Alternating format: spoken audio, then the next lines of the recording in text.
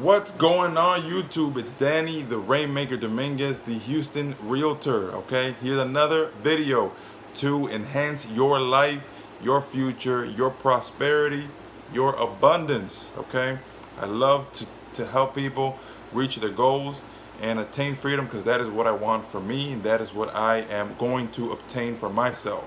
So, have you ever thought, real estate is great, but what is even a real estate deal?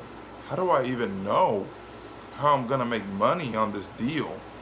Well, that's a great question, and I'm going to answer that today by providing you some standards that I use in order to decide if I am going to pursue this real estate deal or not. Okay, most real estate investments out there are actually trash. Okay, most of them actually cost you more money than they make you. And so that is why it's super important to have standards to know exactly what is a real estate deal and what profit you're looking for, okay? So, as always, if you like this content, leave a thumbs up.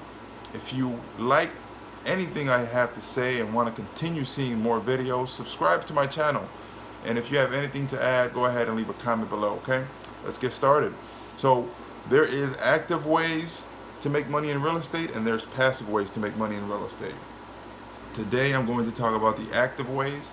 I've spoken about the passive ways in past videos, but today I'm going to talk about profit margin, my standards as to what I look for when it comes to active, okay? So these are my standards as I mentioned, and these are the typical profit margins I look for, okay, when I'm looking at deals, all right? I get many deals coming into my table constantly, but not every deal is a good deal. All right, for flips or fix and flips, usually I'm looking for a profit margin of 10 to 12% of the after repair value. Okay, the reason for that is because real estate flips are very risky if you are a newbie or you don't have much of a infrastructure. Okay, so they are very market dependent, and so you want to have that insulation of profit, 10 to 12%, and that is after closing costs, net. Okay, 10 to 12%.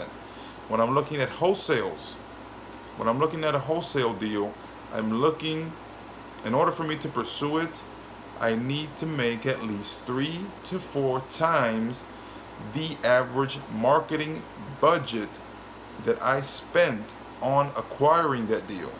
So, quick math, if I spent $5,000 in marketing to get that deal that month, and I get a deal, a seller that wants to sell the property, if I'm looking at the profit and it's not at least 3 to 4 times my marketing budget, then I am not going to pursue that deal. That may not be a deal I may pursue, okay?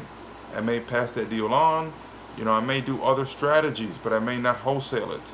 Okay, 3 to 4 times. That means that I need to profit at least $15,000 to $20,000 on that deal. If not, I may not do that deal. Okay, now it's not a strong no. I may consider it. Just depends on where I'm at. Okay. Now, for realtors, so as you know, I am a realtor. If I'm going to do a realtor deal or list the property or help a buyer, home buyer, then I'm going to need, in order for me to pursue that, at least 3% of the sales price. Okay, when it comes to realtors, usually you want, if you are an investor and you are looking to sell a property, you want to budget at least 6 to 8%. Okay, I can go into depth on that, closing costs, on another video, but for generally speaking, realtors, both buyer and selling realtor, in total get at least, or aim for at least 6%, 3% to the buyer agent, 3% to the selling agent. I need to have, if I'm representing either buyer or seller, 3%. Okay, if it's less than that, I may not consider it. Okay, I may not pursue that deal.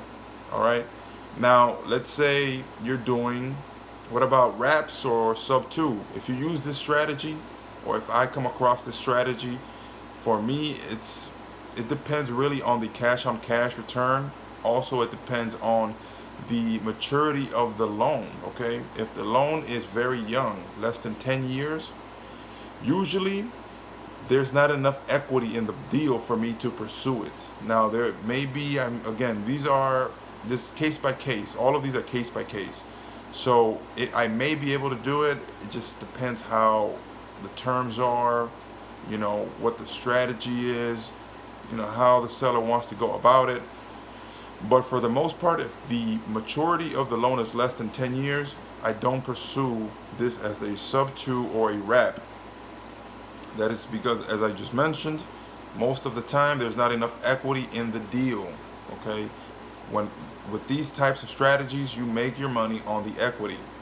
Okay, the more time the loan has, the more equity the property potentially has. All right. What about for a BRRRR or buy and hold strategy?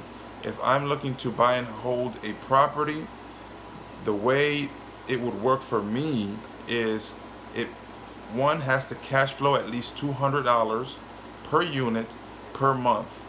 Okay, that's after all expenses paid. That's net $200 after expenses. Okay, usually I use the 50% rule, basically meaning that my gross income coming in, I multiply that by 50%. If I'm netting $200 after the 50% rule, then this may be a deal. Again, you need to look at it. I look at it closer, and I look at all of the expenses and the market and things of that nature. But that is the first standard. Okay, cash flow $200 per unit per month.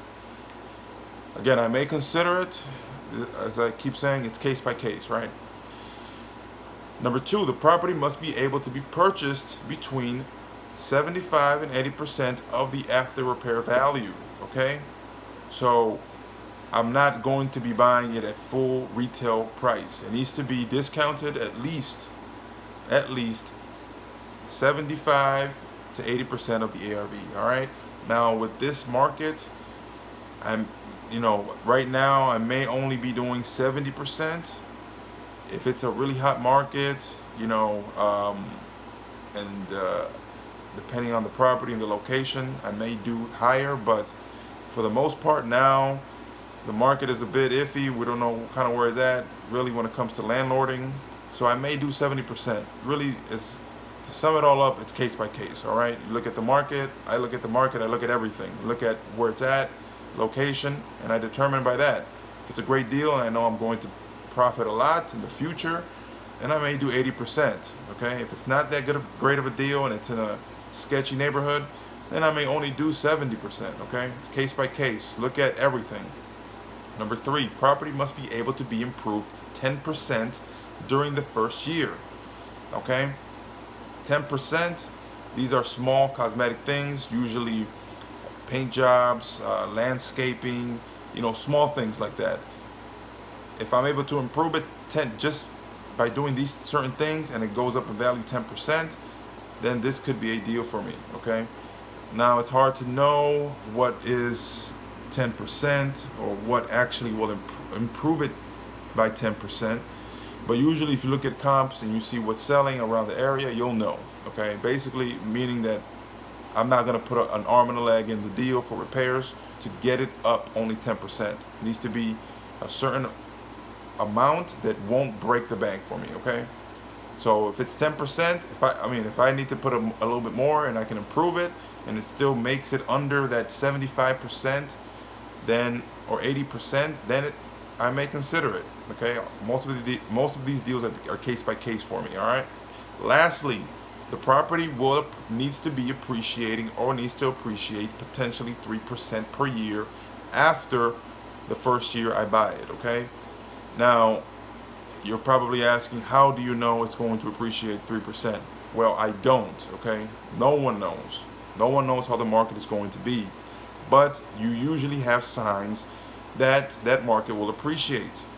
If it's in the path of growth, meaning it's in an area where there's a lot of building going on. Maybe they're going to build something there. It's close to downtown. It's close to a hot area. Then you can probably say it may appreciate over time. If it's in an area where there's not a lot of things going on, then of course it may not appreciate. If it's in maybe a war zone, it may not appreciate that much. Okay. If it's already in an area that is overvalued, it may not appreciate that much. So these are things that I look for when I'm looking to purchase a deal. These are some of the standards I use, and I make sure I make money on the deal, that my private lenders make money on the deal, and that everybody gets win-win at the end of the transaction. Okay. So as I mentioned before, if this video brought you value, go ahead and leave a thumbs up.